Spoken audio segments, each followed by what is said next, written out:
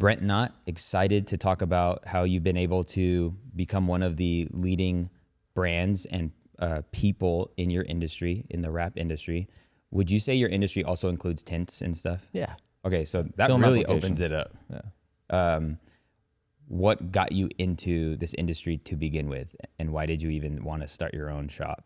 Completely by accident. So I was working for a guy. He had me like forging insurance documents and stuff. And I was like, this guy's not very good.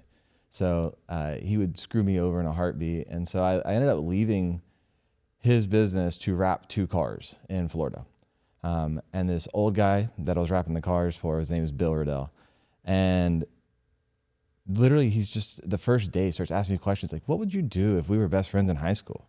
And we hadn't seen each other in 20 years, like just weird psychological questions of my character. And I was like, this guy's a freaking Looney Tune. And he was judging my character. He apparently liked me immediately. And him and I actually ended up doing business together for about 7-8 years, to where after the profiling, he was just like, what do you know about running a business? I was like, nothing. He's like, can you manage people? I was like, nothing. He's like, can you run a budget? I was like, nothing. And he goes, that's the problem in this world is everybody wants rock star employees, but they're not willing to train them. He's like, they're always worried about what happens if they leave, but really you should be concerned about what happens if they stay.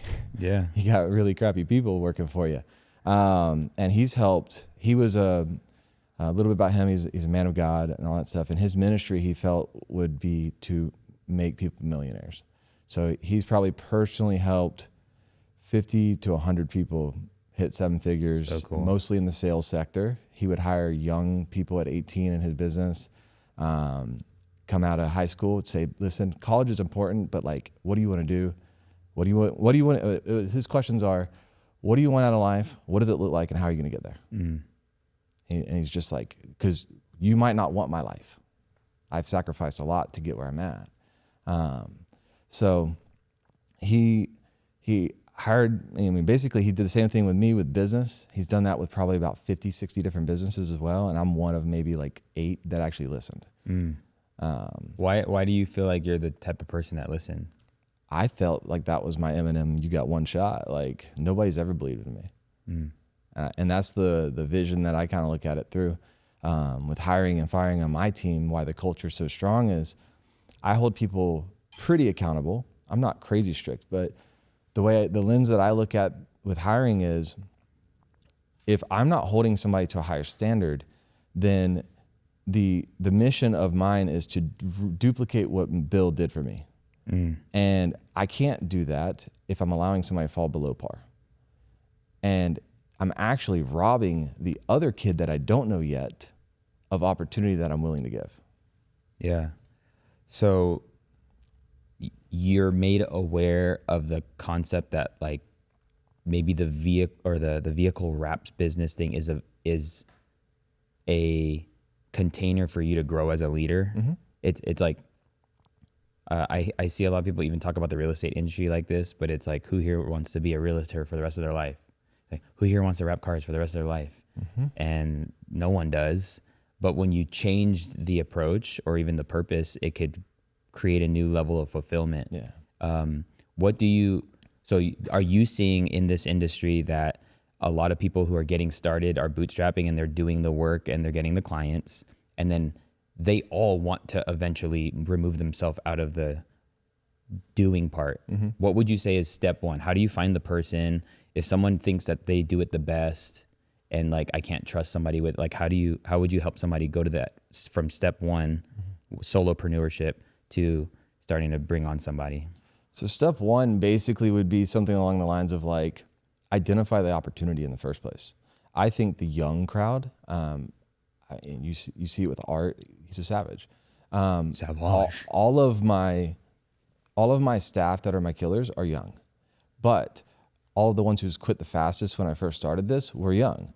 I think that the youth, if they see me holding a squeegee and doing all the technical work 14 years later, then they're like, there is not a career here.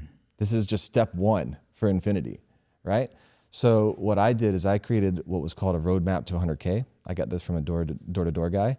And it basically just outlines exactly what you need to do in your role to hit 6 figures, and you do not have to wait for me to get promoted.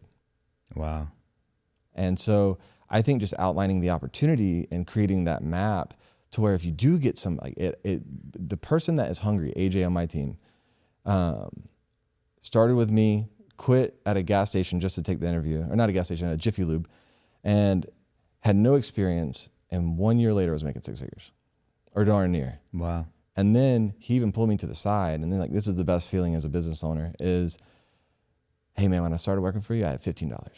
I've got 30K in savings. Wow. And I'm taking care of my family. It's the best. Yeah. So I think it's just outlining the opportunity and then using that as the standard though. Outlining the opportunity. You mentioned about hunger. I struggle with hunger because I feel like I inherently have hunger. Do you believe you can teach someone to be hungry, or is that have to come from something outside of your control? I think it's a mixed bag. So I got a guy on my team, Riley. He's not hungry with money.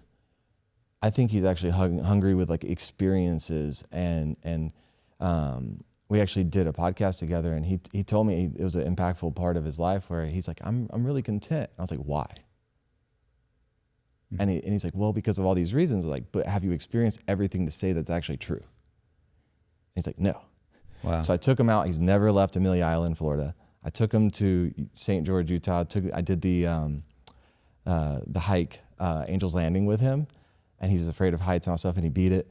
And ever since then, like, he has decided not to be content with life. And that was like a $10,000 bonus to him. Wow. Like, you know, and he was only 22 at the time. So the fact that I would always reward people the way I wanted to receive it. I'm a 99 on the economic drive on the disc profile. So I would bonus people $6,000 on Thanksgiving for their Christmas bonus so that they'd have time to buy presents for their family. But that's not how people wanted to be rewarded. So I had to understand as a leader, there's different personality types. Yep. And that was the thing that I think it can be taught, but I also think that you should do a disc profile on every person. And if it's a reward-based payment plan, then they should have some kind of markers on the economic drive for sure. Okay. No, that's really good. You mentioned about like the roadmap to 100K for everyone you hire. What is that roadmap? So basically it's like level 1, you have, I actually reverse engineer this a little bit for owners. You know, sometimes we as technicians make it seem harder than what it is to put ourselves up on a pedestal. I said, how long did it take you to wrap your first car? And they're like, I did it in a month. I was like, okay, cool. So it's possible, right? Then Like why can't how long they? it took to wrap a car? No, to learn. Oh, to learn how to do it. So like enough to be a sellable product that Yes. it did take you longer to do. It's still below Okay. standard, but you can complete the task. Yep. But if you ask the industry, it's like, how long does it take to learn this skill? It's like years. It's like, yeah, that's true. But how long does it take to get a minimum viable product and get an ROI? So day one, when they're hired, it is level 1 through 5 in my shop. Level 1 is, hey, I'm gonna pay you X an hour based on whatever skills you have, and or your hand-eye coordination, because some people are naturally better than others. You have literally 30 to 60 days maximum, but there are tests every Friday, and if you fail the test, you might be at risk of failure or like termination. Wow. And you're told that at the beginning. And the reason for that is to set them up for success. Each week is broken down into one task. So when we hire somebody for an installer, their first task is to be able to install a hood by the end of the week. That's it. Not watch me work all day. Yeah. I give you resources and training and tips, and you can install a hood by the end of the week. That's it. Super simple. Next week's hood and fenders. And so that repeats throughout the whole car. Now, some panels take longer than others, but the goal is to be able to, they can do the front and the back of the car while your experienced tech can do the sides, and they're out of each other's way. Okay. And so now you're getting an ROI on 30 That's days really in, cool. right? On a very technical task. But the level 2 is where they're able to do the front and back with some supervision, and maybe we do some of the trimming and stuff. But they get a pay raise. They get rewarded for hitting level 2. Now, this position, they're only allowed that position for 60 to 90 days. If they fail it by 90 days, they're still at risk of termination. I don't want a bad apple. I want high standards. And so we put the standard on the very front end. We want them to quit before they even start if they're not driven. Wow.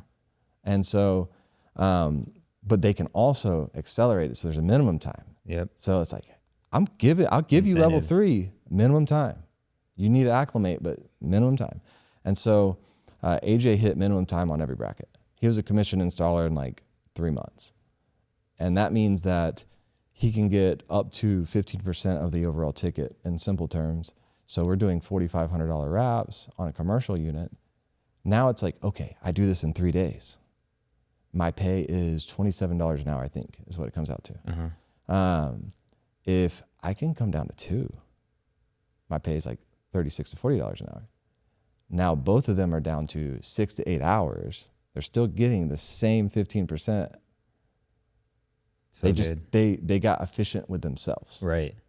That's really good, dude. I mean, I think about sometimes as a business owner, that there are things you can't change in people. Mm-hmm. But then when you realize like leadership, like if you're really trying to build something big, you got to start seeing yourself as a leader and realize that there's a tension, and that is working with the personality, but also seeing their potential.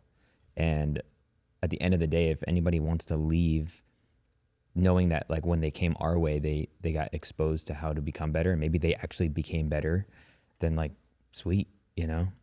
Like how did you know that the shift in your mind, because like this is like pretty deep stuff that you can even go from like hiring to development to like, yeah, like just almost like giving a career path underneath your business. That's huge. So that's level 3. Okay. So level 4 is team leader. I don't want you to be an installer guy. I don't want to be an installer guy. So why I'd be a hypocrite if I just keep you there forever. So level 4, you become team lead. And now I got this from the real estate and the barber/tattoo industry, which was overrides. So if Dakota trains new guy, Mikey Mike, new guy that came on the team, and it's actually a crazy story, but I'll tell you that at the end.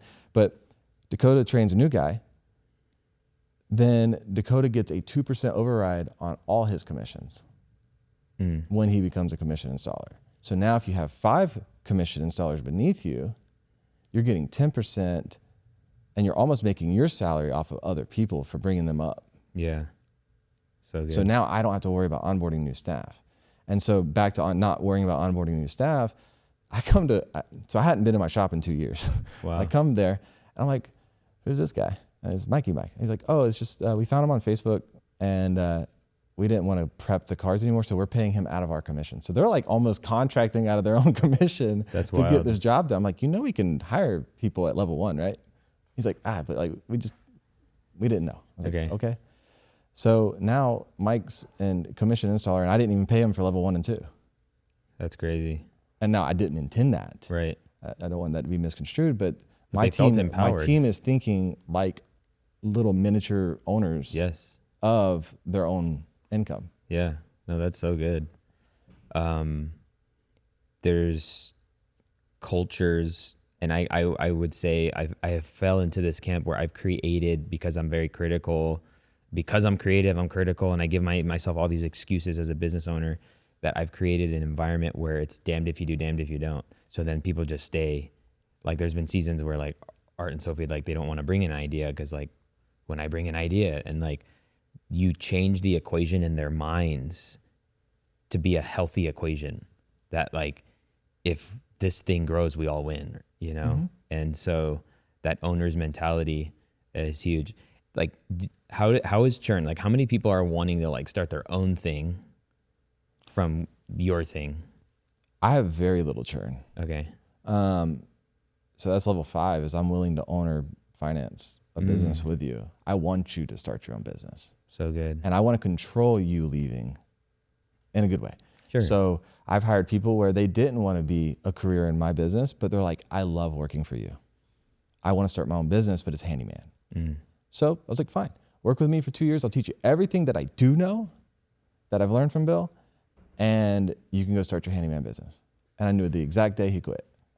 Yeah. It was in my control. Okay. So I have incredibly transparent conversations with people, and I think Bill giving me my story was a superpower. So Bill sold me that business for $25. Wow. So we were 7 years in, and I was like, hey, I want to buy you out. And he said, you made me plenty of money. I gave him 70% of this business too up front. I didn't value myself at 23. So at 30, I'm like, I want to buy this business, but I owe you like, let's just say a friendly $250,000. I don't know what I really owe you, but based on friendly numbers, I owe you about $250,000. And he's like, you made plenty of money, just give me $25 so we have an exchange, and then just take care of my vehicle wraps for life. I was like, sure, absolutely. And he just made me make one promise that if I ever had the chance to help people, that I would. That's so good. Okay, so can you break down, like, does your shop, how many shops do you have? I had 3, but we recently, the pivot. Yeah. We used to offer tint, PPF, and ceramic coatings and do the retail side plus commercial, but I just realized that we were missing the mark on being great. And you be great by simplifying and being consistent with something. So we now have 2 shops, and then I am mentoring somebody that's in retail, and I give him all my retail. And then back in the day, I used to do signs, and I actually terminated an employee, and I give him all my signs. Oh, wow. So I don't want anything to do with those. I just want commercial wraps.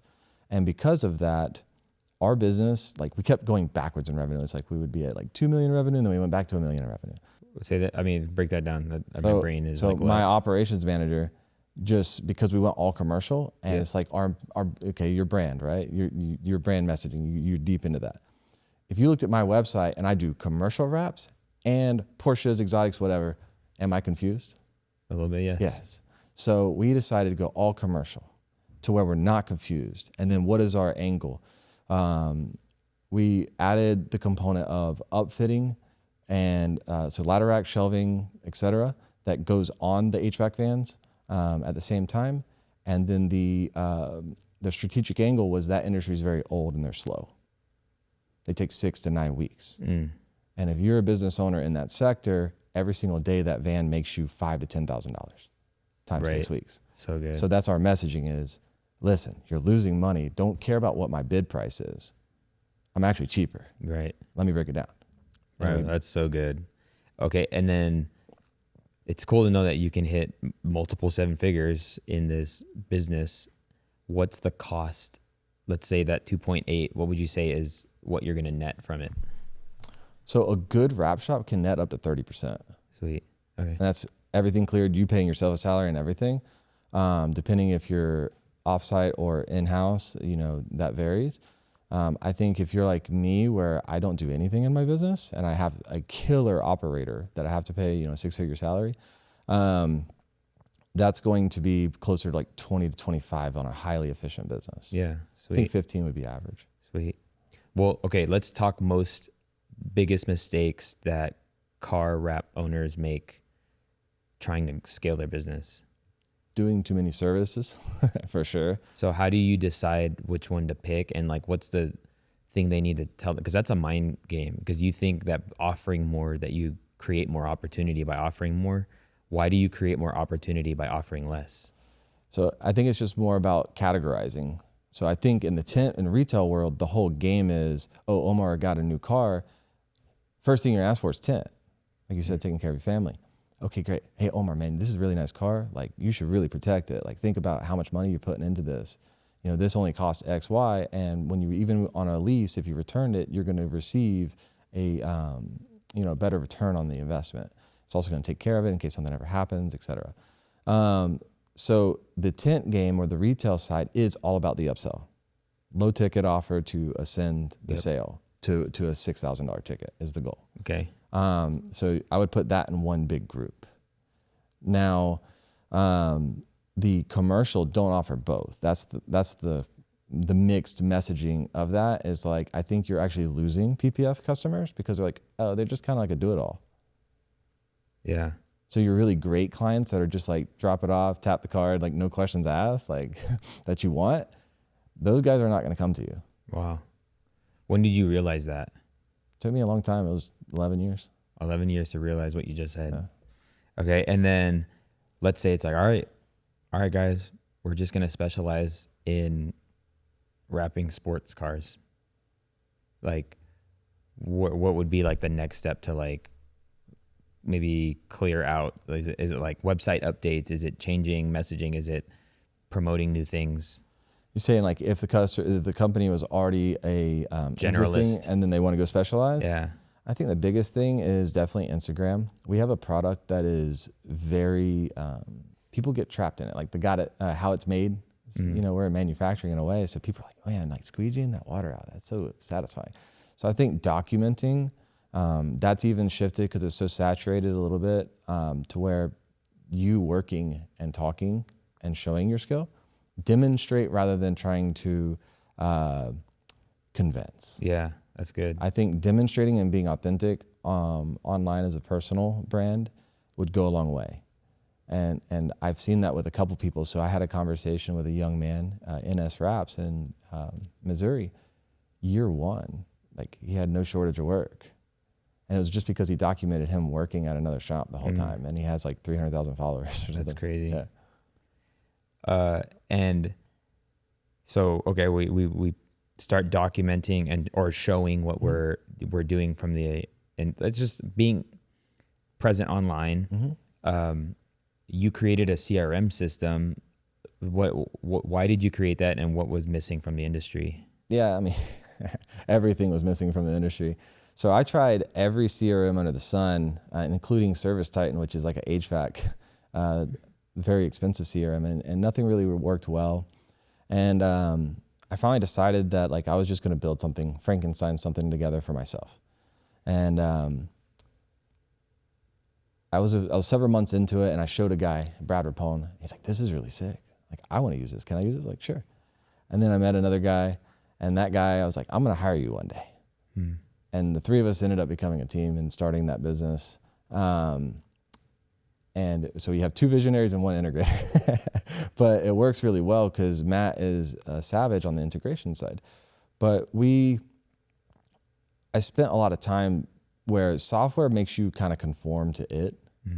Whereas instead we played in a sandbox type platform and we made it conform to the rap industry.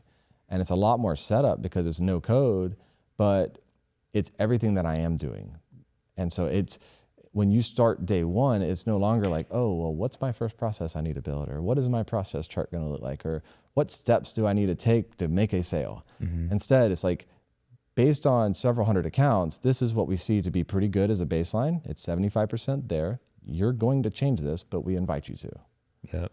So that's what we did. It was more of a done with you process than a done DIY. How many people have like used it, currently using it, and what are some of the wins that have come from it? I mean, we have.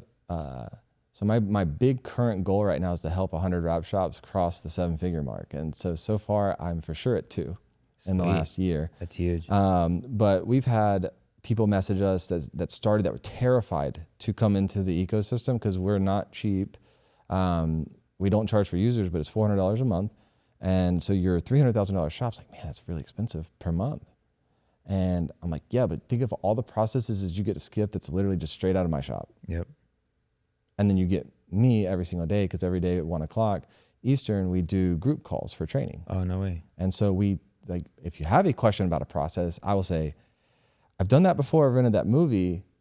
Here's what I think about it, but you're still open to make that change. Yep. And so we're kind of consulting. We've created a nice consulting agency with it in a way too, that just comes with a subscription. But that young man, Brendan, he went from $300,000 to $650,000, but more importantly, he went from 0 profit to 23% net profit. That's wild. Dude, you're changing people's lives, bro. Yeah. So you joined my inner circle in May of 2024, and you were like the first person to like jump in. And I even asked you, I was like, dude, why did you move so fast? You don't get to where you're at without investing in yourself. And I think investing in yourself is a concept that majority of entrepreneurs still feel like is foreign, or they feel like they can figure it out through will and intuition. Where did investing in yourself become valuable, and how how much have you invested in yourself? A lot. So I loosely spent it for a while, but when I first bought Bill out, I went to the first, I believe, rap business Like type thing. conferencing? It's like a round table okay. business convention. It was like 15 people in the room. And there was a guy, John Duver, he's my business partner now, he's like an industry leader. He runs an 8-figure rap shop. And I'm just like, I want to be like this guy. Out of all the people that I did see, he's one of a few that I would like to build a business like. So I immediately just walked up to him and said, hey, I just bought my mentor out. I just got an influx of 70% increase of income. I would like to buy you as a mentor. And he's like, well, I don't have anything yet. I was like, well, I need you to figure that out. And he's like, give me 2 weeks. Oh, wow. And so I just aggressively went to him and just said, I want what that guy has and I would like to mirror it. And he's a great family guy. All the values matched. And I was just like, let's go. So I hired him. I didn't take action under his stuff, honestly, for the year or two. Did you feel like he didn't charge enough? Maybe. We joke about that now because I've experienced higher ticket stuff, but it was $1,000 a month. Okay. And, for me at the time it was a lot. That is. But I just was scared. I had people like a rock star Swiss Army knife on my team, and he was really great for where we were at, but not where we were going. And it became cancerous over time because I was terrified to terminate him. Not because he was doing a bad job, just because he will do a bad job in the future. Yeah. And he wasn't willing to change. He's the guy that I send all the signs to.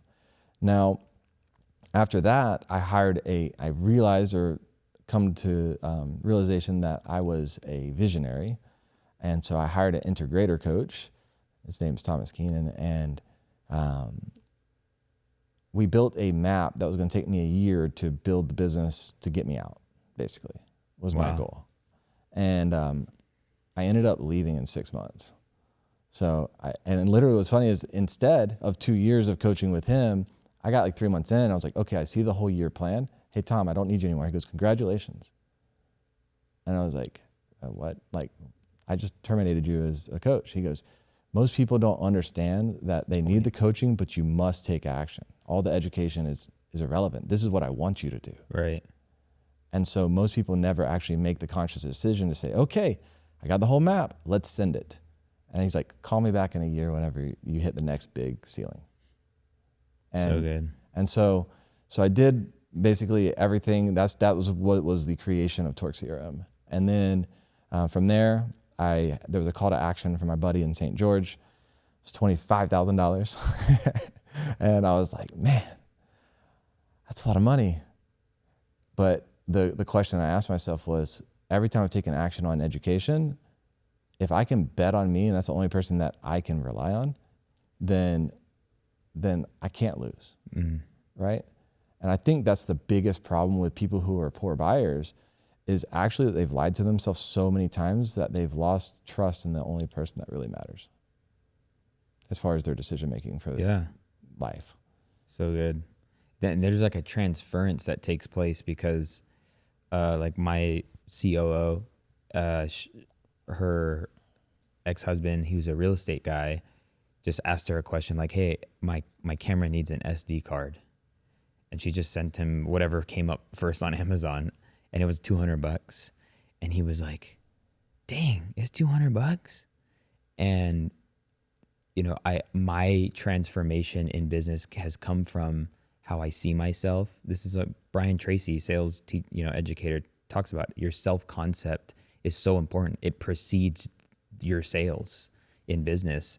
And if you don't take your business serious, or if you don't invest in yourself because one of the things is just be like, the number sometimes is just a serious number. And it's just like, that's a lot of money. But because it's a lot of money, I'm going to do it. And those thoughts have helped me throughout, that's how I've gotten from 6 to multiple 7 figures. And like, now it's a perpetual state of like, what's the next thing that I need to unpack? Because it's a game. It's literally, bro. It's like, what am I made unaware of? I just, so one of the things I have missed out on all these challenges I've done is a downsell. Mm-hmm. And then, so anyone who didn't take the main offer, I didn't have anything for them. But they all want to buy something from me. And so in September, I did a downsell of a 5K program that was like 60 days, and I fulfilled on it. I showed up every other week for a call. I had an in-person aspect to it, a workshop. Personally, I think it was just like working with the person who said yes at 5K was like, I'm not that I'm better than, it's just like, that's what my content's for. Right. Like that's why I put out the podcast. So then I was like, so the next round, I was like, let's downsell into just like a limited access to the program. And then so we did that and it worked, but then it's like, but then I'm letting people in the room that really the number is this to be in the room, you know, it's 25K. Mm-hmm. And dude, just going to this mastermind last week, and we'll get into AI. I see a friend who's been stuck at $3 million every year. He joins Myron's 375K program, and he made over $10 million in the last year. No extra hires and no extra ad spend. Mm-hmm. And the way he did it was he leveraged AI, his AI chatbot, as a way to get an outcome. And No so friction. it's a guided outcome, but it's conversational. He gives you the prompts. He said, I have 10 prompts that are like 500 words each. And he's like, Omar, what happens is people ascend into the next thing because they spend the time with me, and it's like, it's intimate.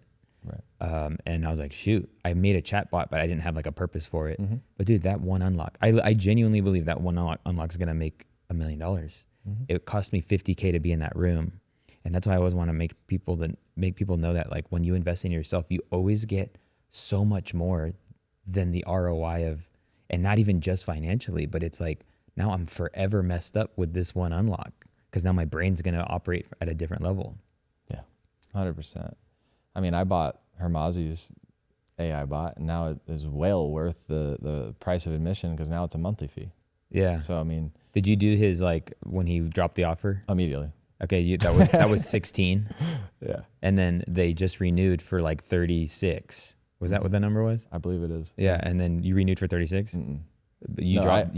I'm in. So basically, I did the first offer, and then I extracted what I needed to, and I kind of move on. Yeah, fire. Okay. Yeah. Yeah. So, what do you see with AI? And I mean, I know you say the industry is kind of archaic in many ways. Yeah, our industry is totally dropping the ball on AI. So like, it's actually a pretty big hit reel right now. I'm throwing an ad on it to just, farm emails. But everybody's like, how do you respond to a customer that brings you an AI generated image? I'm like, you have a customer in front of you. Meanwhile, most business owners are like, I don't have sales. Why are you upset that a customer came to you with this thing? Your job, they came to you because they're excited and they have this thing that they want to do now on their car that they didn't realize was possible. And so AI unlocked the ability to be seen by more customers because it's like, oh shoot, I can get this logo made. Yeah. Now what they don't understand is the limitations of manufacturing. Okay, well that's our job. Mm-hmm. And a lot of people were just like, I just tell them to get out the door. And I'm like, why? You have access to AI too, and you know how to manufacture. So I'm giving away a free prompt that constrains the image output to manufacturing details within us. The client can still mess really it up, cool. but the goal is like, the point of what you just said with the guy is he removed all friction of output from himself. Yes. Right. Okay. So client, I can do this for you. I can't replicate that because it didn't exist until you created it. So whenever I do it, it's going to create something different. So just understand that. But we can, based on color theory and branding and stuff, we can get close. It'll be similar-ish. And then our designers can go and modify things. But it's still not like a designer's going to move the hand. Like that's way too expensive for customers. So you have to set that expectation. But hey, customer, like if you don't want to pay me a deposit, here's my prompt. Go play with this one. And if you find something you do like, then come back to me. Dang. Right? Yep. So you just removed all the friction. And then the image is still not ready for production. So you'd have to get it vectorized, which just means that the image itself is all pixels and it needs line art with color in between so that the printer or the cutters can see it to run the knife against it. Well, we charge like $250 to vectorize it. It cost me $50. Adobe Illustrator just came out with an AI plugin inside of, just like a week ago, inside of Illustrator, where now it doesn't even cost me $50. It costs me my already existing subscription, and it almost perfectly traces the AI generated images. Dang. So there's a lot of opportunity with new customers wanting to do new things, and they can do the most constrained thing for us is design, because it's the creative space. Right. You have to get in somebody's head and create something that doesn't exist, and they have to like it. Mm-hmm. So we can remove all the friction on design. Is it as good as, say, a Dan Antonelli kick charge creative design for $30K? No, but he's got a team of savages with a payroll of multi six figures. Yeah. Like you don't. So just leverage AI and get Dude, over your ego. so good. What do you hope people get from the book that you're going to release? So the thing that I hope the most of it is that people realize that all it takes for you to escape your business in the ways that you want the business to serve you. You don't want to be a slave to your business. The business doesn't, actually your business does not care about you at all. Right.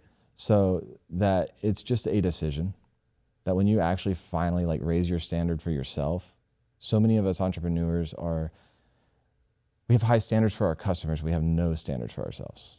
Mm. We bend our back over. We're answering phones at 10 o'clock. We're doing all these things. We have no standards for ourselves.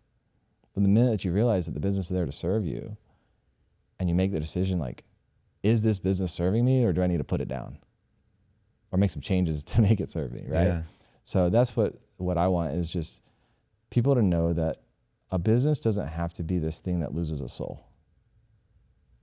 Yep. Like a lot of people think, oh, if I grow a big business, money's evil, or whatever this negative connotation is to making money or being a business owner, is that it's way more rewarding seeing somebody come up under your wing, and it's like, man, that video camera that made you all that opportunity that at that time was a lot, pales in comparison, but it's now making a lot of opportunity for somebody else. So the same thing with our industry, that squeegee made me my first 6 figures. It paid off my first house. It did all those things. But after that, it's like ceiling. Mm-hmm. But it's way cooler having AJ come to me and say, hey boss, I got 30 grand in savings. And then whenever I'm looking to buy some acreage, I went and asked him first. I was like, hey, I'm thinking about buying some acreage. Would you like to do it? He's like, yeah, I'd love that. Now I'm investing with my team. So good. Or trying to. I haven't done anything. But the point is like, is that guy going to stay forever? Yeah. Yeah. Or I will know if there's a change. Like, it's not just going to be like, I'm out. Yeah. No, dude, that's so good. And I think some people think that's why they get trapped in their business, is because they believe they need to serve it. But it's a continuous loop. If you're being served by the business, the better you can serve it. Mm-hmm. And so that's why pricing's important. That's why all the stuff that isn't emotional is important, because it allows for the service to happen on both ends. I always like to, that's why I run a lot of ideas. I'm like, I always have a million ideas, but I've kept it very simple, because I don't want, number one, more to always be the goal. The goal, more as the goal can create a trap down the line. And I've just seen it enough with people.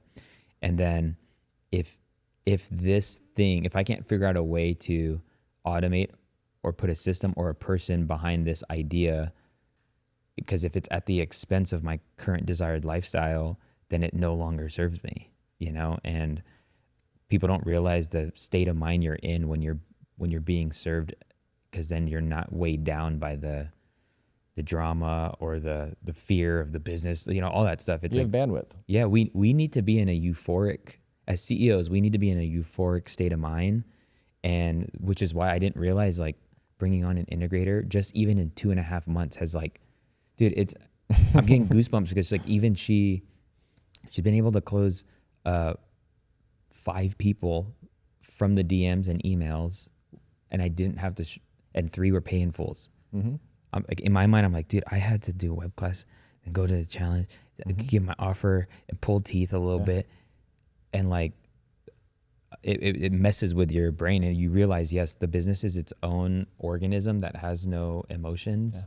Yeah. And if you can allow it to serve you so you could serve it, it's game over. You just serve your people. So like in this case, your integrator person, I don't know if they're contracted or what, but you're still serving them because you're paying them for a service.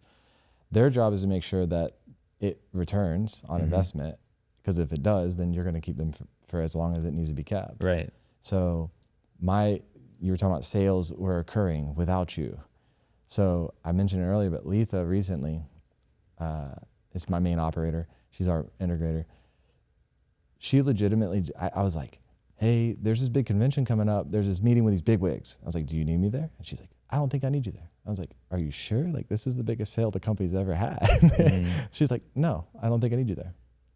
She's like, besides, Wow. do you go to, what did she say? She goes, do you go to XY big company and you sit down with the owner, or do you sit down with an employee usually? And he goes, these are big players, billion-dollar companies. So does the owner really need to be there?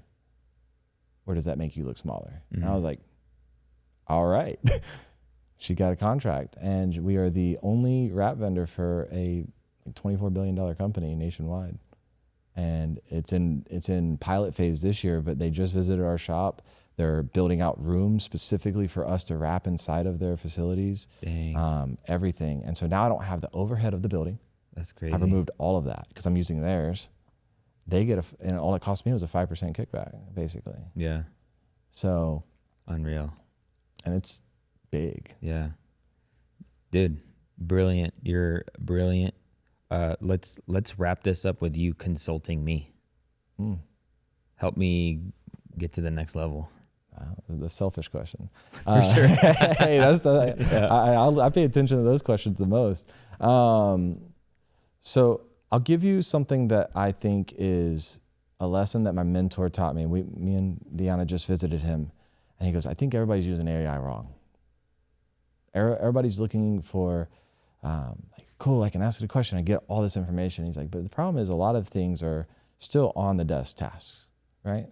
And he was telling me that, you know, he's like, you remember that time I got on to you about like your control of your business? I was like, yeah. He's like, the question he asked me is, do you want to be a thermometer or a thermostat, right? And he's like, you need to control your business. I did a P&L every day. My pattern recognition was insane. Like, I could say, why was shipping up 3% when it shouldn't be based on years of data? Yeah. I'm gonna go ask questions. He wouldn't even accept a marker upwards. He would ask questions. If it didn't fall between the marks, he wouldn't ask questions. And that's how he controlled his business. And he was doing 300 million in 1995 pre-internet. Wow. So he's a savage. The way that I think AI needs to be leveraged is, and you're already doing it because you document everything, but in especially service-based industries or like pattern recognition, seeing how people are buying, when they're buying, and then what were the markers as to why they didn't, and or why they didn't renew. Like, if you actually document all the questions on the way out, then you can create predictive situations and scenarios based on, and that's just natural sales, but the computer can see the patterns better than we can because we have an emotional bias to it. Yeah. And then what I'm doing right now is in our sales pipeline. So we basically are seeing pattern recognition with it as well. So now with Claude, you can actually connect. So there's a complicated thing called an MCP server, which is nothing more than a USB plug. Okay. Just call it USB. It connects your phone to your computer. So now this connects Claude to software, right?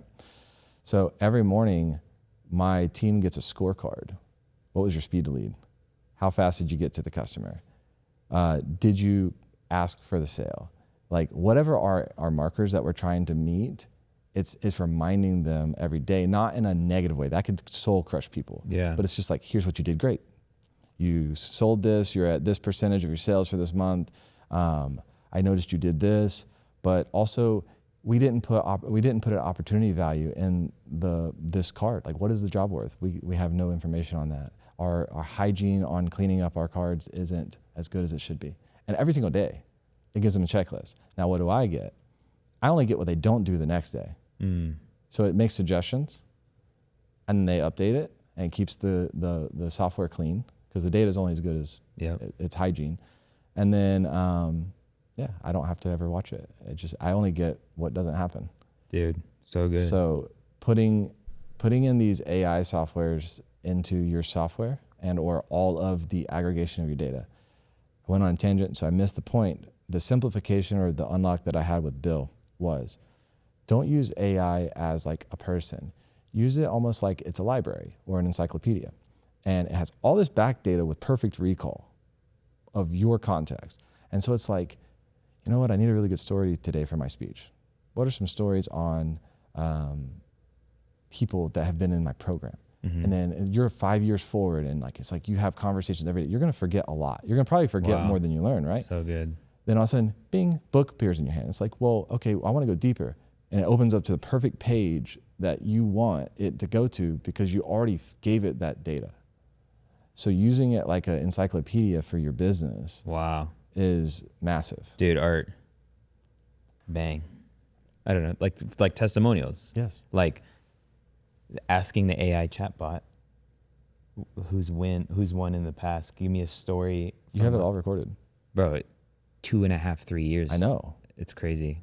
That was the unlock you gave me, was to document better. I had people winning, but I was never documenting. Yeah. So I started doing, I still do it, weekly calls with people. Yep. And all I do is, it's for free. I do give my time, but it's because I want to be the most trusted person in our industry. Yep. Period. Everybody else takes from the industry. We got a lot of bad actors. And I just want to be the most trusted. And I never ask for anything in those sales. What I get is the content from it. Yep. And I just lever that. So good. Bro, let's go. What's your goal? It doesn't have to be financial. I know fitness. What would you like to accomplish in 2026? 2026,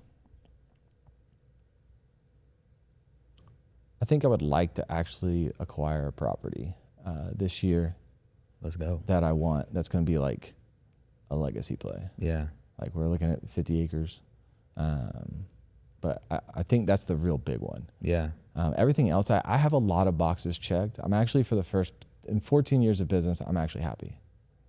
What's the clicker? What's the catalyst to your contentment? And I'm not content, by the way. I'm still crazy, massively driven. That's my problem. So my problem is that I would never celebrate. And I would already go to the next thing. She's made me more present. Yeah. She's an experienced girl. I'm like, let's make this bag. So I'm learning how to be more present. And the only way I was able to do that was removing myself, because I'm like an addict. Yeah. So removing myself the way I did not only leveled me up way faster than it ever would, because I made the decision to level up. Yep. But I'm more present, and I'm trying to start a family and all those things.